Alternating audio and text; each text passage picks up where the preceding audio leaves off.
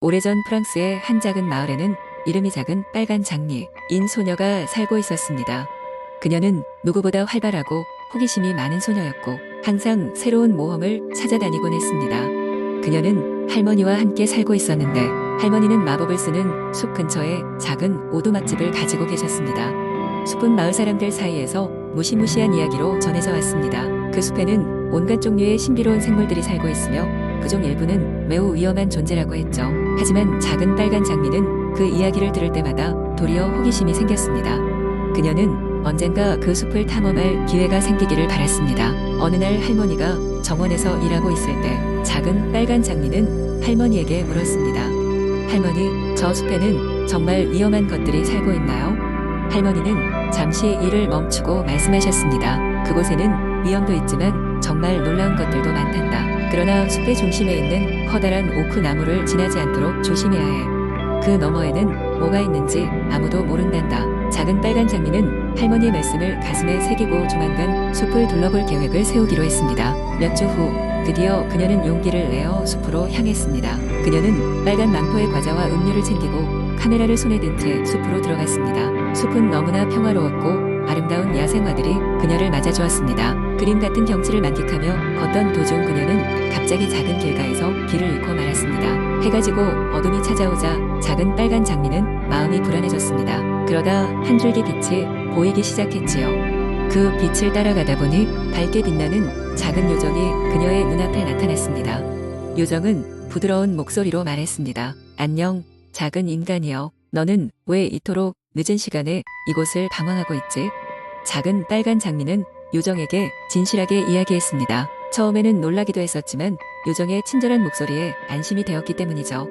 요정은 웃으며 말했습니다. 너처럼 용감한 인간은 자주 보지 못했단다.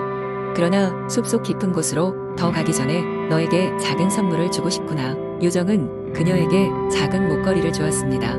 그 목걸이는 마법의 힘을 가지고 있어서 그녀가 집으로 돌아가는 길을 찾을 수 있게 도와줄 것이라는 요정의 설명을 들었습니다. 작은 빨간 장미는 그 목걸이를 감사하게 받았습니다. 그리고 요정의 도움으로 무사히 집으로 돌아갈 수 있었죠. 숲에서 돌아온 그녀는 할머니에게 모든 이야기를 들려주었고 할머니는 손녀를 마주보며 엷은 미소를 지으셨습니다.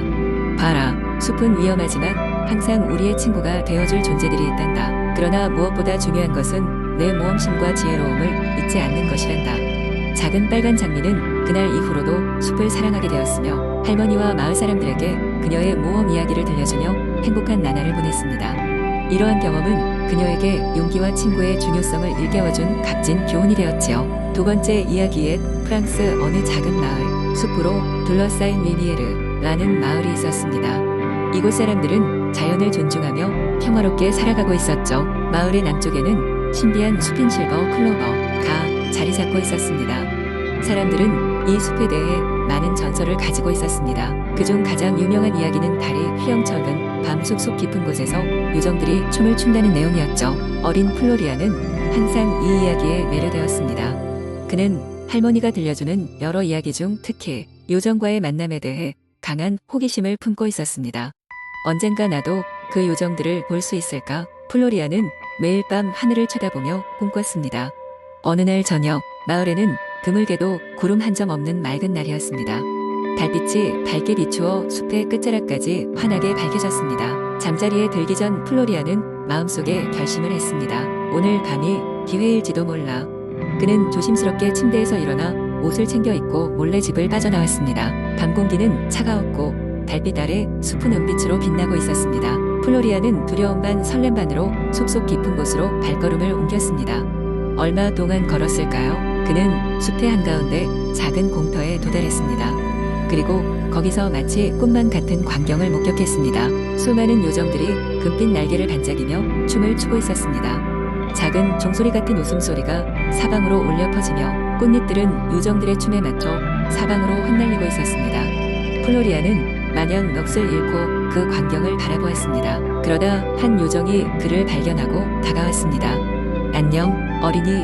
아름다운 밤에 우릴 찾아와줘서 고마워. 요정들은 한없이 다정하고 따뜻했습니다. 플로리아는 그들과 함께 어울리며 밤새 이야기를 나눴습니다. 요정들은 플로리안에게 자연과 조화를 이루며 사는 법 그리고 인간과 요정의 세계가 어떻게 연결되어 있는지를 이야기해 주었습니다. 시간이 얼마나 흘렀을까요? 새벽이 오자 요정들은 플로리안에게 작별 인사를 했습니다. 이제 돌아가야 할 시간이야. 하지만 이 만남을 절대 잊지 말아주렴. 각각의 요정들은 작별의 포옹과 함께 반짝이는 꽃잎을 그의 손에 쥐어주었습니다. 플로리안은 마치 꿈을 꾼 듯한 마음으로 마을로 돌아왔습니다. 그의 손에는 아직 요정들이 준 꽃잎이 남아있었죠. 이후로 플로리안은 자연 속에서 많은 시간을 보내며 배운 것들을 소중히 여겼습니다. 그리고 시간이 흘러 마을 사람들에게 존경받는 지도자가 되었고 어린 시절 그 요정들과의 만남을 많은 이들에게 이야기해 주었습니다. 그러면서 사람들에게 자연과의 조화를 통한 평화로운 삶에 대해 이야기하기도 했습니다. 플로리안의 이야기는 그의 후손들에게 전해져 내려가며 오늘날 많은 이들이 그 숲을 찾는 이유가 되었습니다. 이렇게 플로리안과 요정들의 이야기는 많은 사람들에게 꿈과 희망을 주며 오랜 세월 동안 전해져 내려가고 있답니다. 세 번째 이야기 한때 프랑스의 작은 마을에는 고즈넉한 숲속에 숨겨진 아름다운 저택이 있었습니다. 이 저택은 겉보기에는 평범했으나 마을 사람들 사이에서는 마법과 비밀로 가득 찬 곳으로 전해졌습니다. 그곳에는 고귀한 혈통을 가진 코르델리아 부인이 살고 있었습니다. 그녀는 세상을 떠난 남편과의 추억을 안고 이 저택을 떠나지 않고 살고 있었습니다. 코르델리아 부인은 마을 아이들에게 이야기를 들려주곤 했습니다. 저 멀리서 온 여행자들이 이 숲을 지나가면 가장 순수한 마음일 때에만 이 저택을 볼 수 있고 그렇지 않으면 그들은 결코 이곳을 발견할 수 없다네 라고 그녀는 종종 말하곤 했습니다. 그러던 어느 날 마을에 새로 이사온 소년 리옹은 이 이야기에 강력한 호기심을 느꼈습니다. 그는 저택의 비밀을 풀고 싶어졌고 어느 날 아침 일찍 숲으로 들어갔습니다. 숲은 이른 아침에 안개에 휩싸여 몽환적인 분위기를 자아내고 있었고 리옹은 마치 어떤 힘에 이끌린 듯 발걸음을 옮겼습니다. 리옹은 나무 사이로 길을 헤치며 나아가다가 갑자기 환한 빛이 눈앞에 펼쳐지는 것을 발견했습니다. 그가 도착한 곳은 바로 코르델리아 부인의 저택이었습니다. 그는 눈을 비비며 자신이 제대로 보고 있는 건지 확인했고 곧 문 앞에 서 있는 부인을 보았습니다. 그녀는 부드럽게 미소 지으며 리옹을 맞아주었습니다. 내 마음의 순수함이 이곳으로 너를 인도했구나 라고 그녀는 말했습니다. 리옹은 설렘 반 궁금증 반으로 저택 안을 따라 들어갔습니다. 내부는 화려하면서도 따뜻한 분위기가 감돌아 리옹은 마치 꿈속에 있는 듯한 느낌을 받았습니다. 코르델리아 부인은 리옹에게 저택의 역사를 이야기했습니다. 이 저택은 수세기 동안 위대한 마법사들과 현자들이 머물던 장소였단다. 그들은 세상을 더 나은 곳으로 만들기 위해 노력했지. 그러나 그들이 떠난 후 이 저택은 그저 전설로만 전해져 왔단다. 매일매일 이 저택은 순수한 마음을 가진 사람들을 기다리고 있단다. 왜냐하면 그 사람만이 새로운 전설을 만들어낼 수 있는 힘을 가지기 때문이지. 리옹은 그녀의 이야기를 경청했고 갑작스러운 사명감을 느꼈습니다.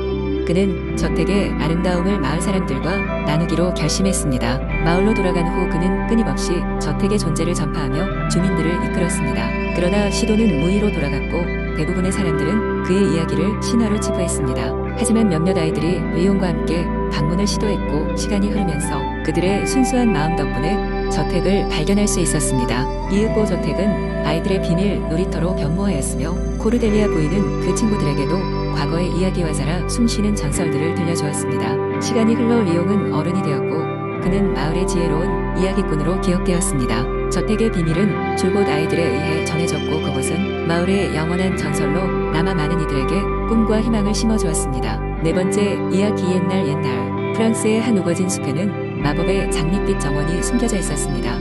이 정원은 매일 아침 태양이 떠오를 때마다 붉고 푸른 장미들로 가득 찼고 그곳에 있는 모든 식물과 동물들은 다른 곳에서는 찾을 수 없는 생기를 띠었습니다. 전설에 따르면 이 정원은 오래전 순수함과 용기를 가진 한 여왕에 의해 만들어졌다고 합니다. 여왕의 이름은 이사벨라였습니다. 그녀는 그 아름다움과 더불어 자애로운 마음을 지니고 있어 그녀의 왕국은 평화롭고 행복하게 번영했습니다. 하지만 어느 날 마법을 탐내는 악한 마법사가 그녀의 영토에 나타나 마법의 힘을 빼앗아가려 했습니다. 이사벨라는 이를 막기 위해 자신의 숲속에 숨겨진 장밋빛 정원의 마법에 주문을 걸어 누구도 쉽게 찾을 수 없도록 했습니다. 세월이 흘러도 그 비밀은 여전히 풀리지 않았고 정원은 전설로만 남았습니다. 수많은 사람들이 이 정원을 찾아 나섰지만 대부분은 집으로 돌아올 길을 잃거나 절망으로 가득 찬 채 숲을 떠나야 했습니다. 이때 한 젊은 소녀인 마르셀린느가 나타났습니다. 그녀는 자신만의 모험을 꿈꾸며 세상 곳곳을 돌아다니던 중 이 전설을 듣게 되었고 그 비밀을 풀겠다고 결심했습니다. 마르셀린느는 밤낮으로 숲을 탐험하며 숱한 시련을 겪었습니다. 거대한 나무들이 어둠 속에 우거져 길을 막기도 하고 까마귀 떼가 그녀의 길을 어지럽히기도 했습니다. 하지만 마르셀린느는 포기하지 않았습니다. 그러던 중 어느 날 그녀는 바람에 실려온 조그마한 속삭임을 들었습니다. 정원의 비밀은 마음의 빛이 비추는 곳에 있다. 라는 소리였습니다.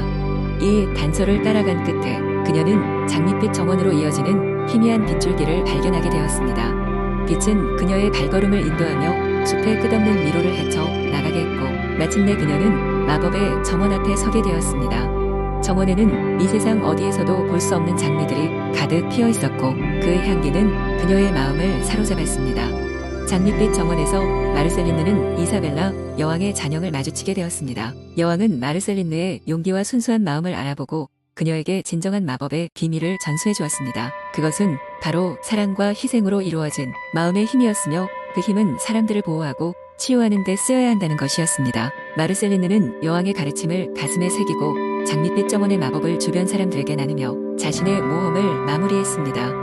이제 그녀는 전설 속 한 페이지를 장식한 여주인공으로 불리게 되었고 그녀의 이야기 또한 세대를 거쳐 사람들의 마음을 따뜻하게 만들었습니다. 그리고 장밋빛 정원은 다시 다른 누군가의 마음속 빛을 기다리며 숲의 깊은 곳에 숨겨져 있었습니다.